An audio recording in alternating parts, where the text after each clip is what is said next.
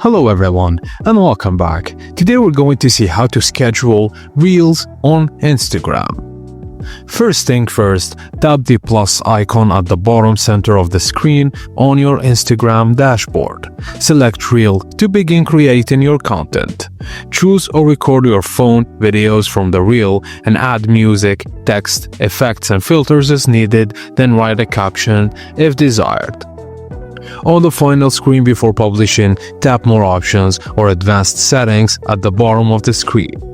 Toggle on the Schedule this Reel option and select the date and time you want the Reel to go live. Just tap Done once your date and time are set. Now, you need to finalize and schedule. You return to the Reel preview screen, just tap Schedule in the top right corner to confirm. Your Reel is now scheduled and will automatically post at your selected time. You can schedule Reels up to 75 days in advance, currently available only for professional, creator or business accounts. You can view scheduled posts by going to your profile menu, then Scheduled Content. And done. Thank you guys for watching, and please be sure to like and subscribe to the channel for more tips and tricks like this.